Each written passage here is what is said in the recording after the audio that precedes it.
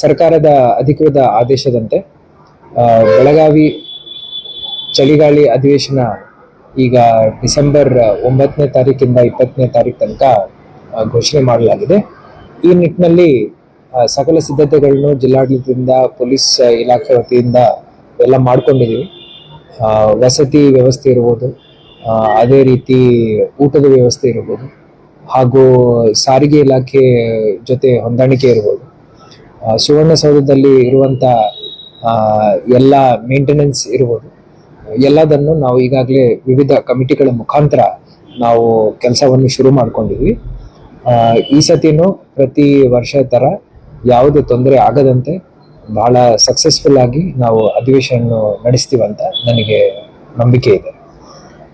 ಇದಲ್ಲದೆ ಈ ವರ್ಷ ನಾವು ಗಾಂಧೀಜಿಯವರ ಬೆಳಗಾವಿ ಸೆಷನ್ ಶತಮಾನೋತ್ಸವವನ್ನು ನಾವು ಆಚರಣೆ ಮಾಡ್ತಾ ಇದ್ವಿ.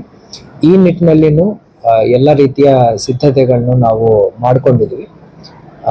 ಉದಾಹರಣೆಗೆ ನಮ್ಮ ವೀರಸೌಧದ ಹತ್ರ ಅಭಿವೃದ್ಧಿ ಕೆಲಸಗಳು, ಹಾಗೂ ಕನಬರಗಿ ಗಂಗಾರಾವ್ ದೇಶಪಾಂಡೆ ಅವರ ಸ್ಮಾರಕವನ್ನು ಅಭಿವೃದ್ಧಿಪಡಿಸೋದು, ಈ ಎಲ್ಲ ಕೆಲಸಗಳನ್ನು ನಾವು ಕಾಯ್ದುಕೊಂಡಿದ್ವಿ. ಇದನ್ನು ನಾವು ಮುಕ್ತಾಯ ಮಾಡ್ಕೊಳ್ತೀವಿ. ಹಾಗೂ ಈ ಒಂದು ಕಾರ್ಯಕ್ರಮದ 1 ವರ್ಷ ನಡೆಯುತ್ತೆ. ಮುಂದಿನ ವರ್ಷ ಅಕ್ಟೋಬರ್ 2ನೇ ತಾರೀಕು ತನಕ ಇರುತ್ತೆ.